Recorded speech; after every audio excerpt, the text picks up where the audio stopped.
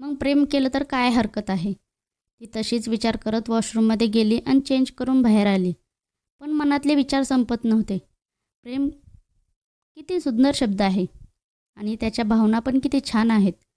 पण नाही, राघववर आपण प्रेम करूच शकत नाही. हा आपला भास आहे. कदाचित त्याला जसं आपण आवडतो तसं तो पण आपल्याला आवडतोय. हे प्रेम नाही आहे. नाही आहे प्रेम. तिने एक दीर्घ श्वास घेतला आणि बेडवर पडली. तिला तो पहिल्यांदा भेटला होता तेव्हापासून आत्तापर्यंतचे त्यांच्यासोबतचे क्षण आठवू लागले. प्रत्येक भेटीला एक ओढ होती. त्याच्याबद्दल काहीतरी फिलिंग होती. पण ती मानायला तयार नव्हती की ते प्रेम आहे. आता पुढे. आज गार्गीने तिचं काम आवरलं आणि थोडं लवकर ऑफिसमधून बाहेर पडली. जेव्हापासून तिला प्रेमाची शंका आलेली तेव्हापासून ती राघवपासून दूर दूर राहत होती. शक्यतो त्याला टाळण्याचा प्रयत्न करत होती. आजोबा लवकरात लवकर ऑपरेशनसाठी जावोत अशी ती मनोमन प्रार्थना करत होती. म्हणून आज राघवला न सांगताच ती ऑफिस बाहेर पडली. रस्त्यावर ऑटोसाठी वाट बघत असताना पण मनात राघवचेच विचार येत होते. किती नाही म्हटलं तरी पण त्याचे विचार जात नव्हते आणि म्हणूनच तिला आता भीती वाटत होती. मॅडम कुठं जायचं आहे? रिक्षावाल्याच्या आवाजाने ती भानावर आली. ती रिक्षात बसली आणि ॲड्रेस सांगितला. थोड्या वेळानंतर तिला थोडं वेगळं वाटलं कारण रिक्षा चुकीच्या रस्त्यावरून जात होती आणि बाहेर आता एकदम ओसाड एरिया दिसत होता. भैया तुम्ही चुकीच्या रस्त्याने रिक्षा आणली, प्लीज थांबवा, तिने बाहेर बघतच रिक्षावाल्याला सांगितलं. नाही मॅडम, रस्ता तर एकदम बरोबर आहे, रिक्षावाल्या समोरच्या मिररमध्ये बघत बोलला. यावेळी त्याच्या चेहऱ्यावर क्रूर भाव होते. भैया रिक्षा थांबवा नाहीतर मी पोलिसांना फोन करेन, गार्गी हातात फोन घेत बोलली. मनात जबरदस्त घाबरली होती पण यावेळी थोडी हिंमत दाखवावी लागणार होती. ओ मॅडम, एवढी काय घाई आहे? असं म्हणून रिक्षावाल्याने रिक्षा थांबवली. तसं गार्गीने जवळजवळ रिक्षामधून बाहेर उडीच मारली. पण समोरचं दृश्य पाहून ती नक्षिकांत हादरली. कारण त्या रिक्षाच्या मागेच दुसरी एक रिक्षा थांबली होती आणि त्यातून रमेश बाहेर आलेला.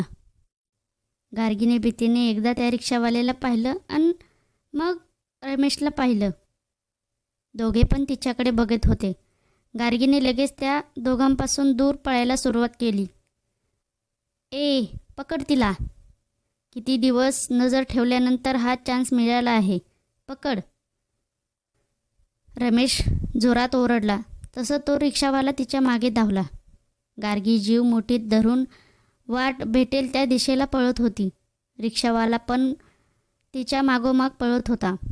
पळता पळता गार्गीने फोनवरचा एक नंबर डायल केला.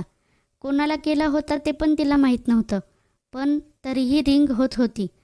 पण ती फोनवर काही बोलणार तेवढ्यातच त्या रिक्षावाल्याने तिला गाठलं आणि केस पकडूनच तिला ओढायला सुरुवात केली.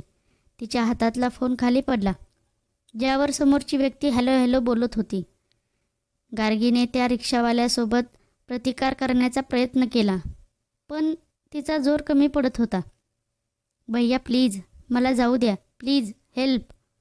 गार्गी रडवलेल्या आवाजात त्याच्या केसांवरचा हात पकडून गयावया करत होती. पण त्या रिक्षावाल्याने काहीच ऐकलं नाही. उलट तिचं रडणं त्याला एक आसुरी आनंद देऊन गेलं.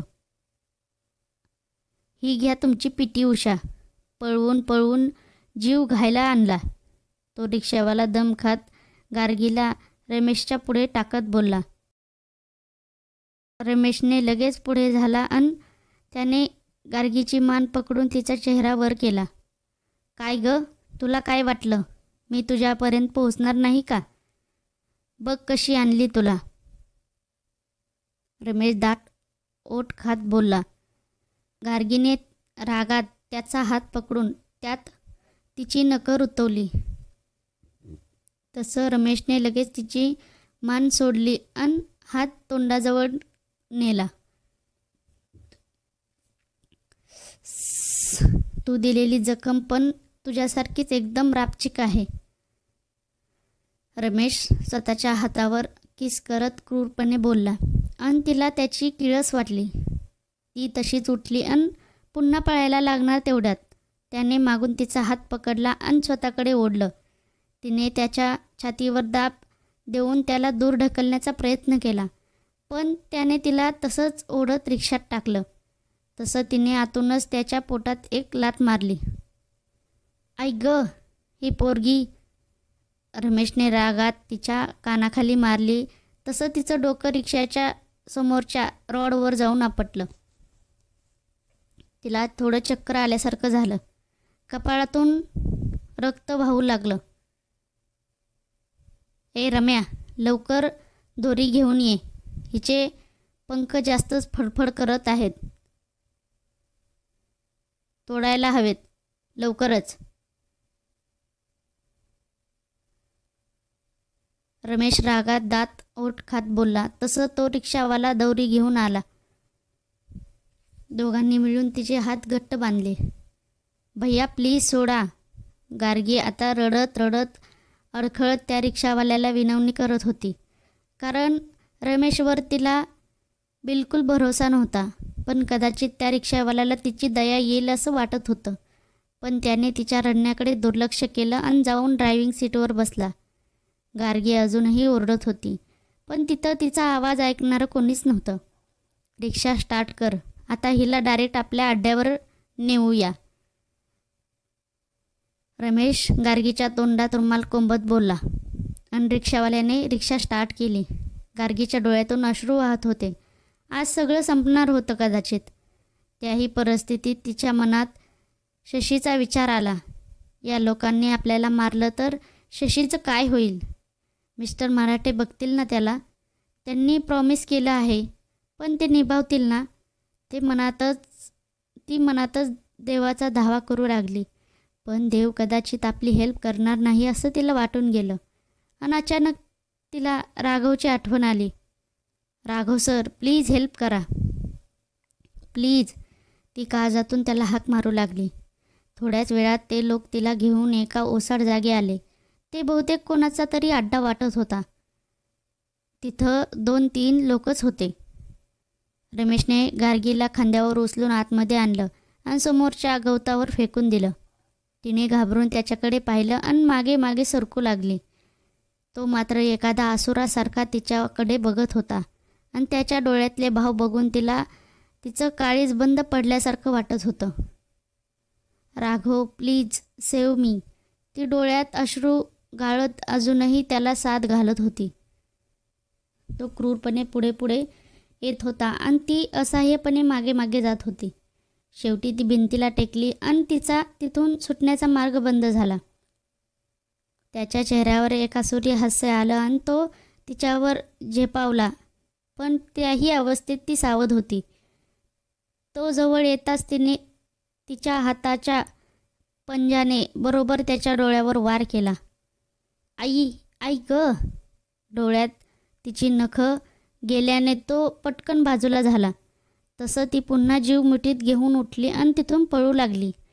पण समोर मागची गुंड माणसं उभी होती आणि ती पण त्याच नजरेने तिच्याकडे बघत होती. त्यांना पाहून तिच्यातलं त्राण कमी झाला.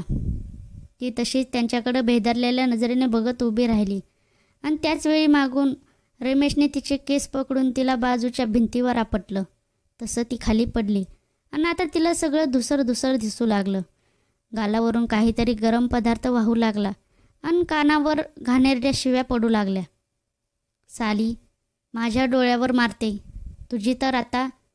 तो रागात पुन्हा तिच्याकडे येत होता आणि अर्धवट उघड्या डोळ्यांनी ती त्याला बघत होती. त्याही परिस्थितीत तिचं मन त्यालाच साथ घालत होतं.